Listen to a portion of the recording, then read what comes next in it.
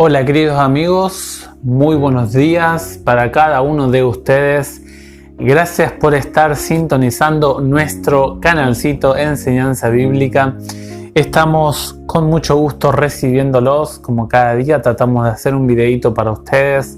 Estamos proyectando el programa Reavivados por su palabra y estamos en este momento leyendo el libro de Isaías y en esta mañana nos toca el capítulo 61. Hemos estado viendo en todos estos capítulos, ¿se acuerdan allí cuando iniciamos el capítulo 54, al capítulo 62? Estuvimos viendo de que van a ser una serie de capítulos que iban a hablar acerca del anuncio, del éxito, de la victoria, del progreso del pueblo hebreo para todo el mundo. Este era el proyecto inicial de Dios, una profecía condicional. Y luego, cuando el pueblo hebreo, judío, no alcanzó las normativas de Dios, la propuesta quedó o se traspasó, quedó designado, fue traspasada para la iglesia cristiana. Y la iglesia cristiana realizó una apertura mundial a todos los gentiles del evangelio que no había realizado el pueblo hebreo en su responsabilidad. Así que vamos a orar y le vamos a pedir al Señor que Él nos ayude, que Él nos guíe, que nos permita aprender del capítulo de hoy. Querido Padre que moras en el cielo, te damos gracias, Señor Jesús, porque hacemos el esfuerzo y a la vez tenemos el privilegio de estudiar tu palabra como cada día lo hacemos y nos acercamos con mucha humildad, oh Dios, porque tu palabra es el libro más importante para nuestras vidas en lo que en nuestra vida espiritual se refiere. Por eso, Señor, queremos entender el proyecto que tú tienes para nosotros como iglesia en el pasado, en el presente, y ayúdanos, Señor, a evitar esos errores del pasado que cometió el pueblo de Israel. Como iglesia, hoy, Señor, queremos rogarte que nos ayudes a cumplir la misión que tú tienes para nosotros. Oramos rogándolo a este pedido en el nombre de Jesús. Amén. Amén. El capítulo de hoy, queridos amigos, no tiene muchos versículos, tan solo tiene 11 textos y los versículos 1 y 2 son muy conocidos. Bueno, decir 1 al 3 son muy conocidos. ¿Por qué? Porque fueron los textos que habló o enseñó el Señor Jesús la primera vez que Él fue a Nazaret y fue a presentar el mensaje para su ciudad natal. Ustedes lo pueden encontrar allí en Lucas 4, en el versículo 16. Dice: Jesús fue a Nazaret donde se había criado. Dice que el sábado, ¿sí? Recordemos que el capítulo 56, 57, 58 habla del sábado, y en el contexto de el programa, la expansión, el alcance que tenía el día sábado para toda la humanidad, no solamente para el pueblo judío como algunos creen. Noten ustedes que se incluye a todos aquí, a toda la raza humana necesitada de un Salvador que nos diera libertad de nuestra opresión espiritual, que nos diera la visión que nosotros no teníamos, que nos diera aquí dice, ¿no?, el regalo, la gracia, la misericordia de Dios en la persona específica de Cristo Jesús. Es muy interesante algunos puntos que enfocan estos versículos. Primeramente dice que el Señor Jesús fue ungido. Esto significa que el Espíritu Santo vino y estaba en la persona de Jesús con una propuesta específica, con una misión específica. Alguien ungido se le separaba para una tarea especial. Por ejemplo, un profeta, un rey, ¿sí? Es decir, que había diferentes funciones, o un sacerdote también. Y es interesante que dice que Jesús vino a este mundo y en primera instancia le entregó al pueblo hebreo un mensaje de la buena noticia. Y es interesante que los judíos, hasta aún los más ortodoxos, reconocen que estos textos se aplican directamente a la persona de Jesús. Y él dice que él fue enviado para dar el evangelio, la buena noticia a los pobres, pero no está hablando solamente de pobres materiales, sino aquellos que no teníamos riqueza espiritual, no teníamos bienes de calidad espiritual. Estábamos alejados de Dios, éramos opositores, enemigos de Dios. Y por eso Jesús vino a entablar una solución, a entregarnos un puente, un acceso. Por eso allí en el capítulo 59 dice, ¿no? Dice, las culpas de ustedes han puesto una barrera entre Dios y yo, entre mi pueblo y yo. El pecado ha hecho una separación. Por eso Cristo vino a aquellos que no teníamos absolutamente nada de Dios, estábamos alejados, no teníamos un camino seguro al cual podamos acceder al trono de Dios.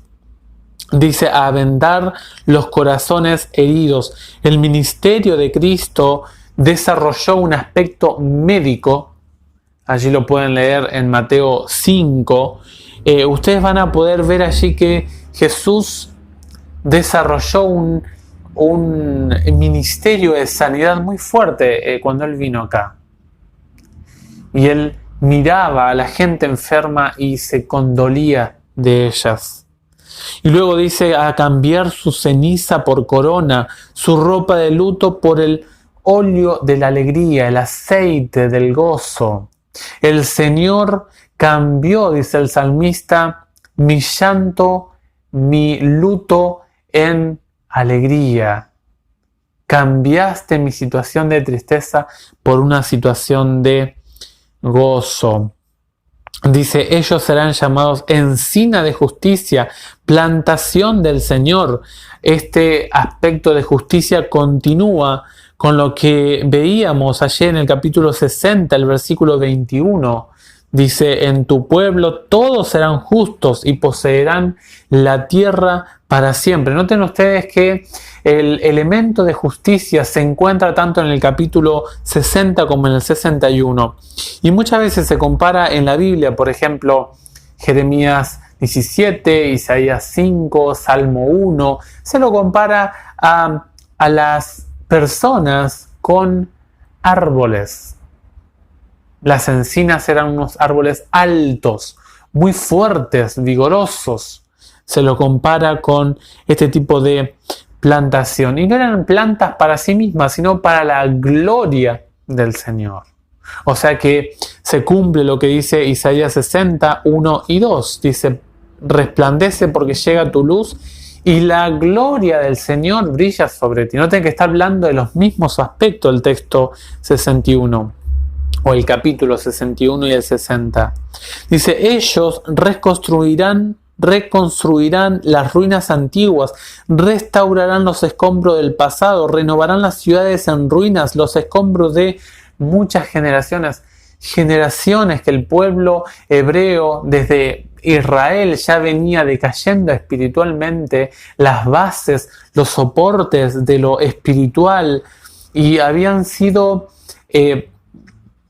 quedado en total abandono los principios morales, los principios civiles, sociales que Dios había propuesto para el pueblo, y venían de echar escombros espirituales, ¿no? Simbólicamente hablando, escombro tras escombro, y se empezó a fracturar los muros, las fortalezas espirituales del pueblo de Judá. Y ahora, luego del cautiverio, en el contexto que está escribiendo Isaías nos lleva, recordemos, al estado post-cautiverio del pueblo. y iban a reconstruir lo que estaba destruido, lo que había sido menospreciado, desechado, relegado. Y aquí iban a incluirse no solamente al pueblo judío, sino que nuevamente se incluye al pueblo gentil. Allí en el versículo, ¿se acuerdan? El 67 hablaba de una ofrenda aceptable acerca de personas extranjeras, personas que no pertenecían al pueblo de Dios. Dice, se presentarán en el 61:5, se presentarán extranjeros para apacentar sus rebaños, hijos de forasteros serán sus labradores y viñadores.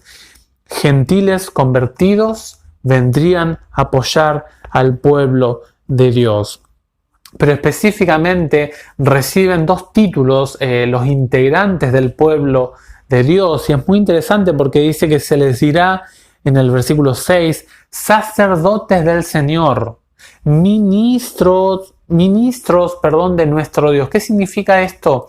Son aquellos que eran los responsables de administrar, de esparcir, de dispensar los bienes espirituales que Dios había entregado a su pueblo.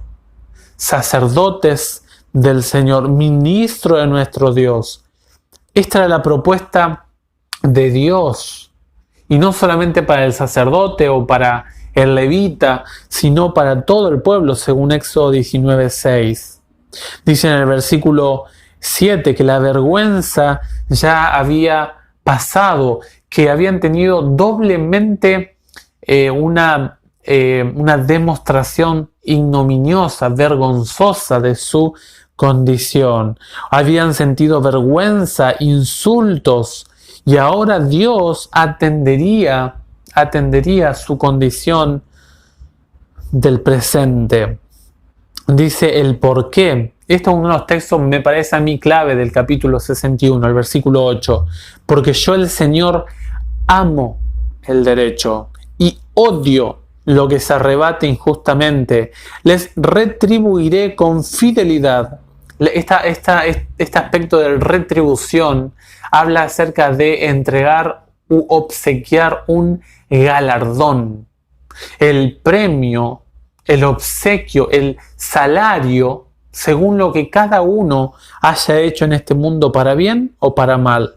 Les retribuiré con fidelidad y estableceré en favor de ellos una alianza eterna, una promesa. Noten el compromiso de Dios. Lo que dice allí Isaías 59:21. Por mi parte, dice el Señor, que esta es mi alianza con ellos, mi espíritu que está sobre ti y mis palabras que yo he puesto en tu boca no se apartarán de tu boca ni de la boca de tus descendientes. Dios dice, yo me comprometo, yo hago un pacto con ellos. Y este pacto, si ellos continúan actuando así, yo voy a responderle de manera fiel. Y aquí me da un consuelo porque Dios odia la injusticia, odia la falta de derecho. Y en el versículo 9 dice, su descendencia será conocida entre las naciones. ¿Qué plan tenía Dios con el pueblo hebreo? La fama, el esplendor, la gloria del pueblo de Israel.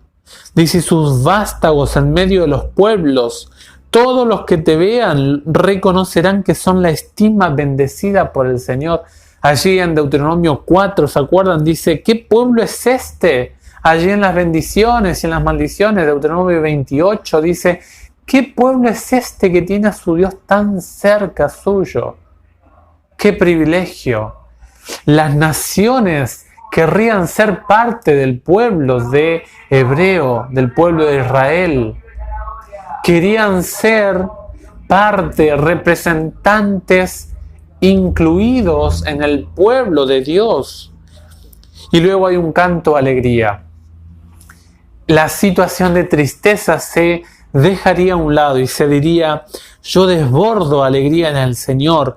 Mi vida entera, mi ser completo se regocija en mi Dios, porque Él me vistió con las vestiduras de la salvación y me envolvió con el manto de la justicia como una esposo que se ajusta la diadema y como una esposa que se adorna con sus joyas.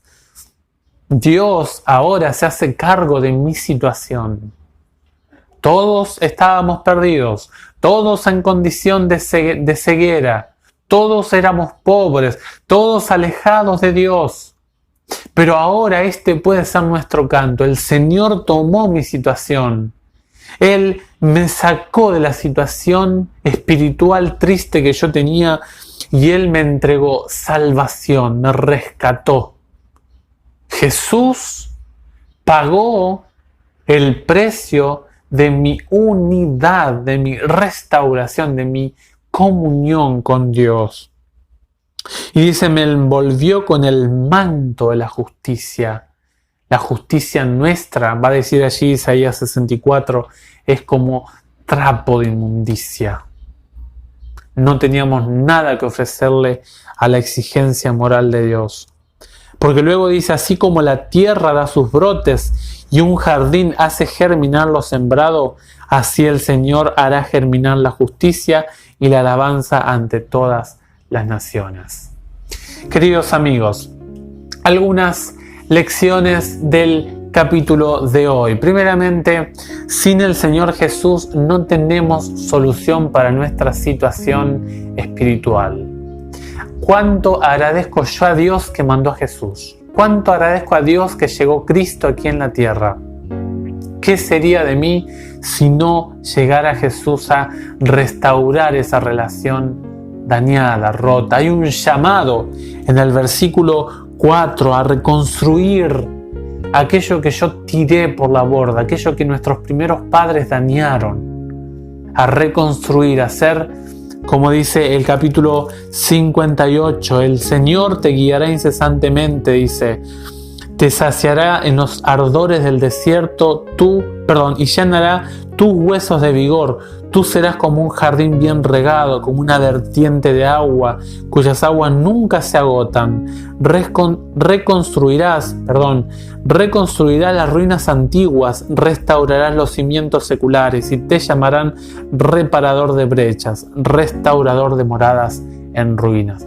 El Señor nos ayude a ser constructores de lo despreciado por este mundo, de lo tirado a la basura. Hoy en día se precisan constructores del cielo aquí en la tierra. Ojalá participemos de esta propuesta que nos presenta Isaías. Desde ya, muchas gracias por el apoyo que nos están brindando. Gracias por dejar sus oraciones. Allí tenemos una manera de recibir donaciones, de ofrenda de diferentes hermanos que están dispuestos a darnos una mano para seguir creciendo nuestro canal. Dios les bendiga ricamente en sus familias, con sus seres amados. Nos vemos, si el Señor lo permite, en el siguiente videito. Hasta luego.